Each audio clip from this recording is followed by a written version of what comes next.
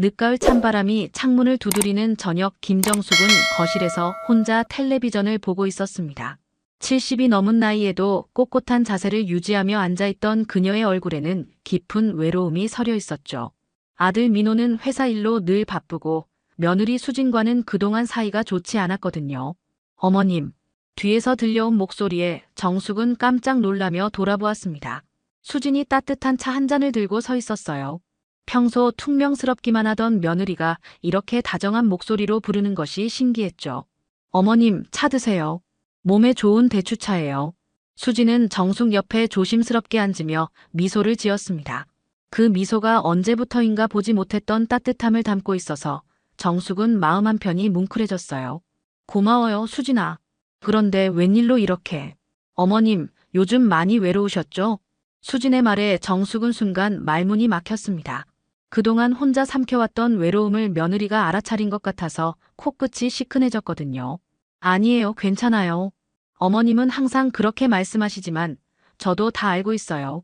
혼자 계시는 시간이 많으시잖아요. 수진은 정숙의 손을 살며시 잡았습니다. 그 손길이 따뜻했어요. 정숙은 며느리의 진심 어린 관심에 마음이 녹는 것을 느꼈죠. 제가 여행 겸 등산 같이 가드릴게요. 날씨도 좋고 단풍도 예쁠 때잖아요. 등산을? 내가 나이가 있는데. 어머님은 아직 건강하세요. 그리고 제가 잘 모셔드릴게요. 오랜만에 우리 둘이 시간을 보내면 좋을 것 같아요. 수진의 제안에 정숙은 잠시 망설였습니다. 그동안 써먹했던 며느리와의 관계 때문에 조심스러웠거든요. 하지만 오랜만에 느끼는 며느리의 따뜻한 마음에 거절하기가 어려웠죠. 정말 괜찮겠어요? 물론이에요, 어머님.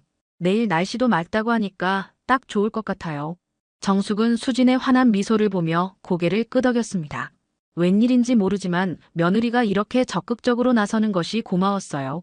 오랜만에 가족 간의 정을 느낄 수 있을 것 같다는 기대감이 들었죠. 다음 날 아침 7시, 수진은 등산복을 차려입고 정숙의 방문을 두드렸습니다. 평소보다 훨씬 이른 시간이었지만 정숙은 이미 준비를 마치고 기다리고 있었어요. 어머님, 준비 다 되셨나요? 응, 다 됐어. 그런데 이렇게 일찍 가야 하나? 일찍 가야 사람이 적고 공기도 좋아요. 어머님께서 좋아하실 거예요. 차 안에서 수진은 계속해서 정숙과 대화를 나누었습니다. 그동안 소원했던 사이를 만회하려는 듯 다정한 모습을 보였죠. 정숙은 며느리의 변화된 모습에 마음이 한결 가벼워졌어요. 산 입구에 도착하자 수진은 미리 준비한 등산 스틱을 정숙에게 건넸습니다. 어머님, 이거 사용하시면 훨씬 편하실 거예요. 고마워, 수진아. 내가 이렇게 챙겨주니 든든하구나. 등산로는 생각보다 가팔랐지만 두 사람은 천천히 대화를 나누며 올라갔습니다. 가을 단풍이 절정을 이루어 산 전체가 황금빛으로 물들어 있었어요. 정숙은 오랜만에 느끼는 자연의 아름다움에 감탄했죠. 정말 예쁘다, 수진아. 이런 좋은 곳을 알고 있었구나. 어머님이 좋아하실 줄 알았어요. 아직 더 멋진 곳이 있어요. 2시간 정도 올라가자 정상 근처에 도달했습니다. 다른 등산객들은 주요 전망대에서 쉬고 있었지만 수진은 정숙을 다른 방향으로 이끌었어요. 어머님, 저쪽으로 가봐요. 사람들이 잘 모르는 비밀 장소가 있어요. 저기는 길이 없어 보이는데. 괜찮아요. 제가 전에 와봤거든요. 정말 경치가 끝내줘요. 수진은 정숙의 팔을 살며시 잡고 사람 발길이 드문 쪽으로 향했습니다. 점점 등산로에서 멀어질수록 주변은 조용해졌고 다른 사람들의 목소리도 들리지 않았어요. 10분쯤 걸어가자 가파른 절벽이 나타났습니다. 아래로는 까마득한 낭떠러지가 펼쳐져 있었죠. 정숙은 무의식적으로 뒷걸음질을 쳤어요. 수진아, 여기는 너무 위험한 것 같은데. 어머님, 저기 좀 보세요. 경치가 정말 장관이에요. 수진은 정숙을 절벽 가장자리로 더 가까이 이끌었습니다. 그 순간 정숙은 며느리의 표정이 변한 것을 느꼈어요. 따뜻했던 미소가 사라지고 차가운 시선이 자신을 바라보고 있었죠. 수진아, 뭔가 이상한데. 가까이 가서 보세요, 어머님. 수진의 목소리에는 더 이상 다정함이 없었습니다. 정숙은 본능적으로 위험을 감지했지만 이미 늦었어요. 수진이 두 손으로 정숙의 등을 강하게 밀어버린 순간이었죠. 아! 정숙의 절규가 산 전체에 울려 퍼졌습니다. 그녀는 균형을 잃고 절벽 아래로 떨어져 갔어요. 수진은 차갑게 웃으며 그 모습을 내려다보았죠. 절벽 아래로 떨어지는 동안 정숙은 온갖 생각이 머릿속을 스쳐 지나가는 것을 느꼈습니다. 이렇게 죽는구나. 수진이 왜 그랬을까? 민호는 어떻게 될까? 하지만 운명은 그녀에게 기적을 선사했어요. 쾅! 정숙의 몸이 절벽 중간쯤에 자라고 있던 굵은 소나무 가지에 걸렸습니다. 나무가 충격을 흡수해 주었지만 그녀의 몸은 전신이 상처투성이가 되었죠. 왼쪽 어깨는 심하게 삐었고 다리와 팔 곳곳에 찰과상과 타박상이 생겼어요. 아파. 의식을 잃었다 깨어난 정숙은 자신이 나무에 걸려 있다는 사실을 깨달았습니다. 움직일 때마다 온몸이 쑤셨지만 살아있다는 것 자체가 기적이었어요. 하지만 더 큰 충격은 따로 있었죠.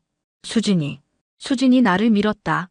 며느리가 자신을 죽이려 했다는 사실이 믿어지지 않았습니다. 그토록 다정했던 모습이 모두 연기였다는 것을, 자신을 이곳까지 유인한 것이 계획된 살인이었다는 것을 받아들이기 어려웠어요. 도와주세요. 여기 사람이 있어요. 멀리서 들려오는 목소리에 정숙은 간신히 고개를 들었습니다.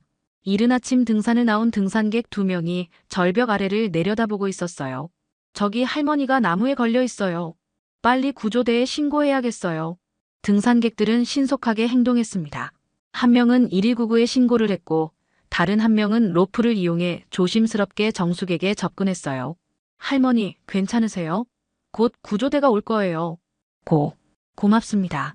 정숙은 가까스로 대답했습니다. 구조 과정에서 그녀는 등산객에게 간절히 부탁했어요. 제발, 이 일을 아무에게도 말하지 마세요. 특히 제 가족들에게는 절대로. 하지만 병원에 가셔야 해요. 저 혼자 처리할 수 있어요. 제발 비밀로 해주세요. 등산객은 이해하기 어려웠지만 정숙의 간절한 부탁에 어쩔 수 없이 동의했습니다. 그들은 정숙을 안전한 곳으로 옮긴 후 개인 병원으로 데려다 주었어요. 응급처치를 받으며 정숙은 마음속 깊이 결심을 품었습니다. 온몸이 아팠지만 마음의 상처가 더 컸어요. 그동안 며느리를 진짜 딸처럼 생각하고 싶었던 자신이 바보 같았죠. 수진이, 내가 왜 그랬는지는 모르겠지만 이대로 넘어갈 수는 없어. 의사는 다행히 생명에는 지장이 없다고 했습니다. 하지만 완전한 회복까지는 시간이 필요했어요. 정숙은 외딴 요양원을 찾아 자신의 신분을 숨기고 입원했죠. 요양원 침대에 누워있으면서도 정숙의 머릿속은 복잡했습니다. 수진이 왜 자신을 죽이려 했는지, 그리고 지금쯤 자신이 죽었다고 생각하고 있을 며느리가 무엇을 하고 있을지 궁금했어요. 저 아이의 민낯을 반드시 세상에 드러내겠어. 정숙은 이를 악물며 다짐했습니다. 단순한 복수가 아니라 진실을 밝히고 정의를 세우겠다는 의지였죠. 그녀는 조용히 기회를 기다리기로 했어요. 수진은 절벽에서 돌아오는 길에 119에 신고 전화를 걸었습니다. 목소리에는 절망감과 공포가 가득했어요. 여보세요, 구조대요? 제 시어머니가 등산하다가 실족해서 절벽 아래로 떨어지셨어요. 빨리 와주세요. 전화를 끊은 후 수진은 거울을 보며 표정을 연습했습니다. 눈물을 짜내고 떨리는 목소리를 만들어내는 것이 중요했거든요. 모든 것이 완벽한 사고로 보여야 했어요. 구조대가 도착했을 때 수진은 이미 완벽한 슬픔에 잠긴 며느리가 되어 있었습니다. 어머니가 경치를 보시겠다며 너무 가까이 가셨어요. 제가 말렸는데도. 구조대원들은 절벽 아래를 수색했지만 정숙의 시신을 발견하지 못했습니다. 너무 깊은 계곡이라 완전히 실종된 것으로 결론지어졌어요. 나흘 후 김씨 집안에는 상가가 차려졌습니다. 시신은 없었지만 실종 신고 후 사망 추정 절차를 밟았죠. 수지는 상복을 입고 조문객들 앞에서 눈물을 흘렸어요. 어머니가 그렇게 등산을 좋아하셨는데 제가 더 잘 말렸어야 했는데. 수진아, 내 잘못이 아니야. 어머니도 그렇게 가시는 걸 원하지 않으셨을 거야. 민호는 아내를 위로하며 자신도 눈물을 흘렸습니다. 그는 수진이 어머니를 위해 얼마나 애썼는지 알고 있었거든요. 장례식이 끝나고 일주일이 지나자 수진은 본격적으로 움직이기 시작했습니다. 먼저 변호사를 찾아가 유산 상속 절차를 밟았어요. 어머니께서 유언장을 남기시지 않아서 법정 상속에 따라 처리됩니다. 배우자가 없으시니 아들이 전부 상속받게 되죠. 남편이 바쁘니까 제가 대신 처리하겠어요. 위임장도 받아왔고요. 수지는 미리 준비해둔 서류들을 변호사에게 건넸습니다. 민호는 회사 일로 바빠서 상속 업무를 아내에게 맡겼거든요. 한 달 후 정숙 명의의 모든 재산이 수진의 손에 넘어왔습니다. 강남의 아파트, 종로의 상가 건물, 그리고 억 단위의 예금까지. 수지는 마침내 자신이 원하던 모든 것을 손에 넣었어요. 여보, 어머니 재산이 생각보다 많았네요. 우리 이제 좀 여유롭게 살 수 있겠어요. 그래도 어머니가 없어서 서운하네. 민호가 아쉬워하자 수지는 재빨리 화제를 돌렸습니다. 어머니도 우리가 행복하게 사는 것을 원하실 거예요. 이제 새로운 집으로 이사 가죠. 수지는 곧바로 강남의 고급 아파트로 이사를 했습니다. 명품 가방과 옷들로 드레스룸을 가득 채웠고 비싼 외제차도 샀어요. 마치 오래 참았던 욕망을 한꺼번에 터뜨리는 것 같았죠. 시댁 식구들이 모인 자리에서 수진의 태도는 더욱 당당해졌습니다. 제가 혼자서 어머니를 그렇게 정성스럽게 모셨잖아요. 마지막까지 함께 있었던 건 저뿐이었고요. 그러니 이 정도는 당연한 거 아닌가요? 하지만 수진아, 어머니 유품 정도는. 유품은 제가 잘 간직하고 있어요. 어머니가 저를 가장 아껴주셨거든요. 수진의 뻔뻔한 태도에 시댁 식구들은 말문이 막혔습니다. 하지만 법적으로는 문제가 없었고 민호도 아내를 감쌌기 때문에 어쩔 수 없었어요. 그렇게 수진은 완전한 승리를 거둔 것처럼 보였습니다. 하지만 그녀는 아직 모르고 있었어요. 진짜 게임은 이제 시작이라는 것을. 수진의 호화로운 생활은 석 달 정도 지속됐습니다. 하지만 욕심은 끝이 없었어요. 상속받은 재산만으로는 만족할 수 없었던 그녀는 더 큰 돈을 벌고 싶어 했죠. 여보, 부동산 투자를 해볼까요? 요즘 강남 쪽 땅값이 오르고 있다던데. 그래도 너무 무리하지는 말자. 어머니 재산인데. 어머니도 우리가 잘 살기를 원하실 거예요. 수지는 민호를 설득해 상가 건물을 담보로 대출을 받았습니다. 그리고 그 돈으로 투기성 투자에 뛰어들었어요. 하지만 투자는 연이어 실패했고 빚만 늘어갔죠. 급해진 수지는 더욱 위험한 선택을 했습니다. 정숙 명의의 계좌에서 돈을 빼돌리기 시작한 것이에요. 소액부터 시작해서 점점 큰 금액을 옮겼습니다. 이상하네. 어머니 계좌에서 자꾸 돈이 빠져나가고 있어. 은행 직원이 의아해하며 거래 내역을 확인했습니다. 정숙이 사망한 후에도 계속 인출이 이루어지고 있었거든요. 혹시 사망 신고 전에 미리 인출해 두신 건 아닌가요? 그럴 리가요. 사고 당일에도 거래가 있었는걸요. 은행은 이 사실을 관련 기관에 신고했습니다. 사망자 명의로 계속 거래가 이루어지는 것은 명백한 금융사기였거든요. 한편 정숙의 오랜 친구 박 회장은 우연히 충격적인 사실을 알게 됐습니다. 보험회사에서 일하는 딸이 집에 와서 한 말 때문이었어요. 엄마, 요즘 이상한 고객이 있어. 시어머니 명의로 보험을 잔뜩 들어놓고는 하루 만에 사고가 났다는 거야. 그게 무슨 말이니? 정숙 이모 며느리 말이에요. 등산 가기 전날 갑자기 와서 생명보험, 상해보험까지 총 5억 원어치를 들어놨대요. 혜자는 깜짝 놀랐습니다. 수진이 정숙과 등산을 가기로 한 것이 하루 전이었는데 그 전날 미리 보험을 들어놨다는 것이 이상했거든요. 혹시, 설마. 혜자는 불안한 마음에 주변 사람들에게 수진에 대해 물어보기 시작했습니다. 그러자 여러 가지 의심스러운 점들이 드러났어요. 수진이가 등산 며칠 전부터 인터넷으로 그 산 지형을 계속 검색하더라고. 평소에 등산 같은 건 전혀 안 하던 애가 갑자기 왜? 동네 주민들 사이에서도 수진에 대한 의심이 커졌습니다. 특히 그녀의 갑작스러운 태도, 변화와 사고 후의 행동들이 수상하다는 의견이 많았어요. 어머니가 돌아가시자마자 바로 이사를 가더라고. 그것도 그렇게 비싼 곳으로. 슬퍼하는 기색도 별로 없고 오히려 더 화려해졌어.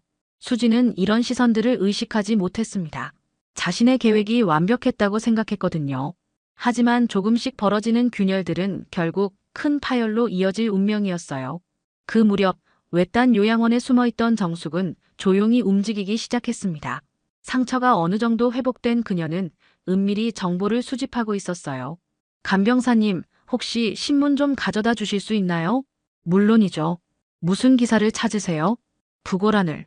좀 보고 싶어서요. 정숙은 자신의 부고를 확인했습니다.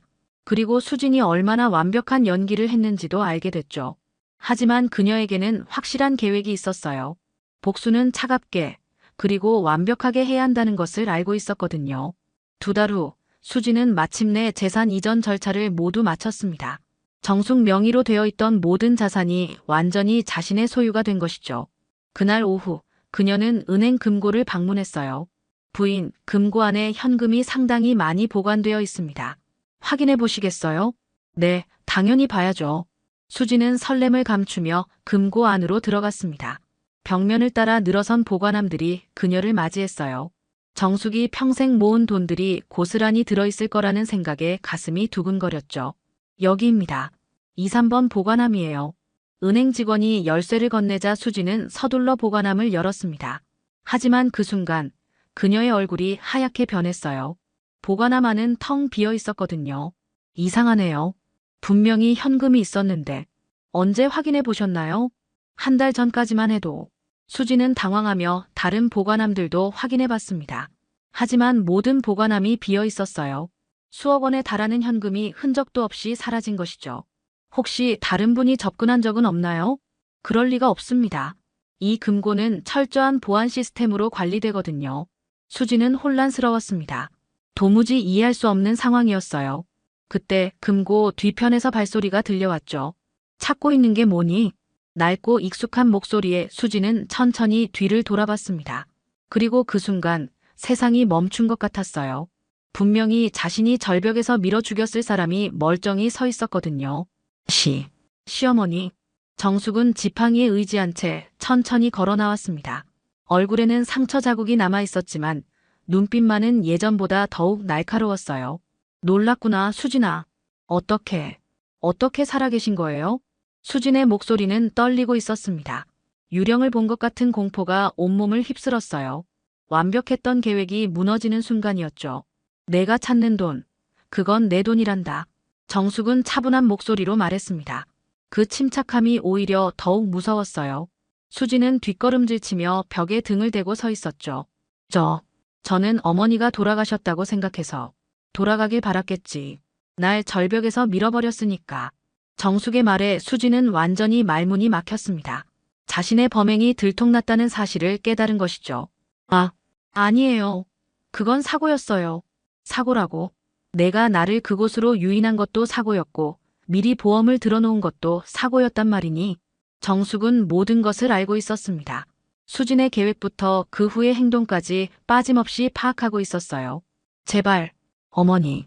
수지는 무릎을 꿇고 애원했습니다. 하지만 정숙의 표정은 변하지 않았어요. 차가운 시선으로 며느리를 내려다보며 말했죠. 내가 나에게 했던 것들을 이제 고스란히 되돌려 받을 차례야. 각오는 되어 있겠지? 은행 금고 안은 정적이 흘렀습니다. 수진의 거친 숨소리만이 그 침묵을 깨뜨리고 있었어요. 그녀는 이제야 깨달았죠. 진짜 게임은 지금부터 시작이라는 것을.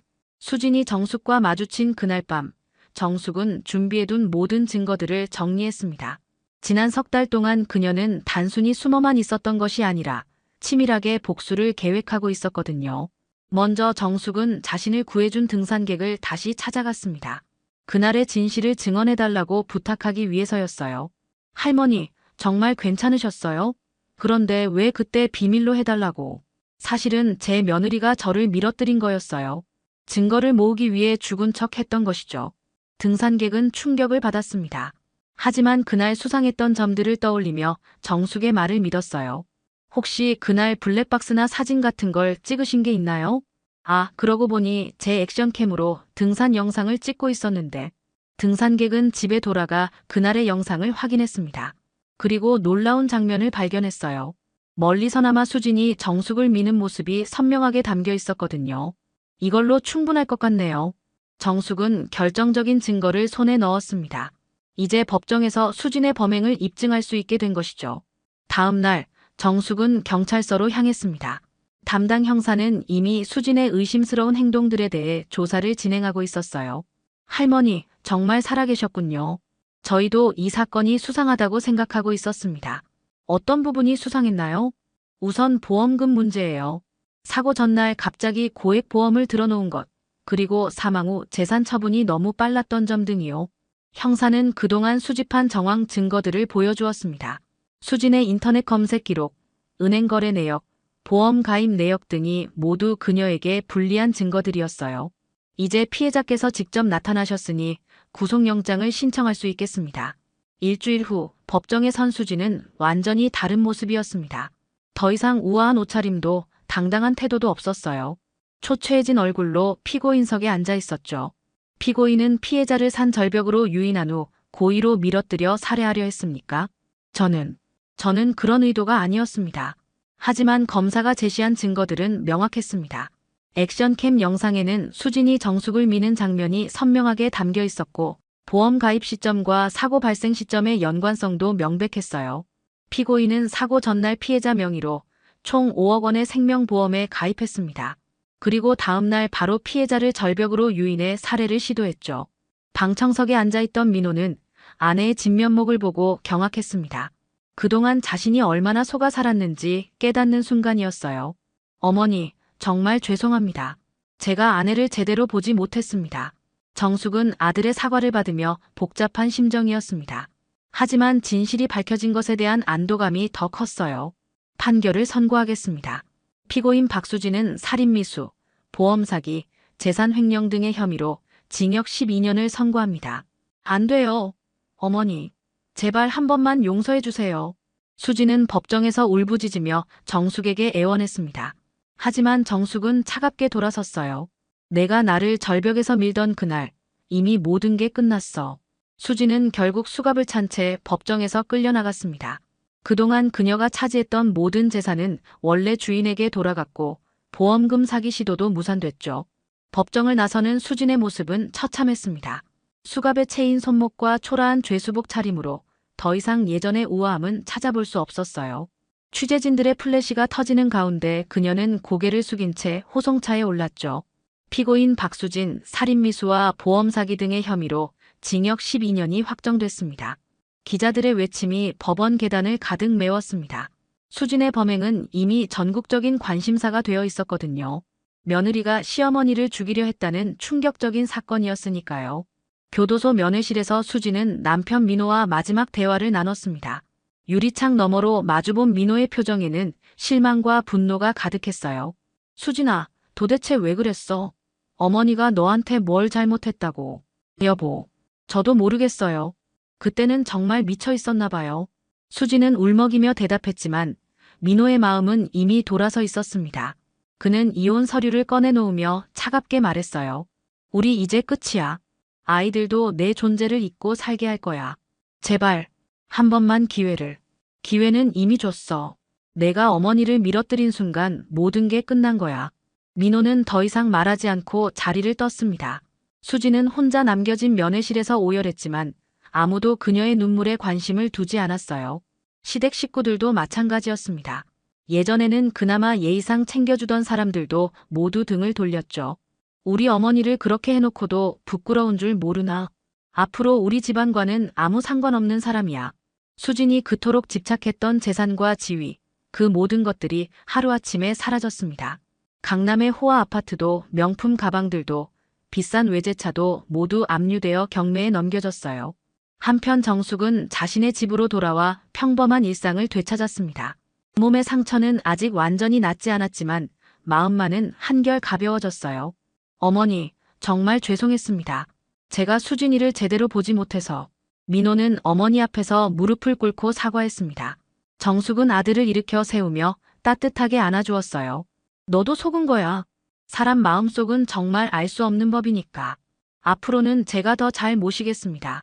정숙은 고개를 끄덕였지만 마음 한편으로는 복잡했습니다. 복수는 완성됐지만 그 과정에서 가족이 해체되는 것을 보는 것도 쉽지 않았거든요. 몇 달 후 정숙은 수진이 복역 중인 교도소를 찾았습니다. 마지막으로 할 말이 있었기 때문이에요. 어머니, 정말 와주셨네요. 수진은 야윈 얼굴로 정숙을 맞이했습니다. 교도소 생활로 인해 예전의 모습은 완전히 사라져 있었어요.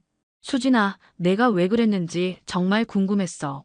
그냥 욕심이 났어요. 어머니가 가진 모든 것들이 부러웠고 제 것으로 만들고 싶었어요.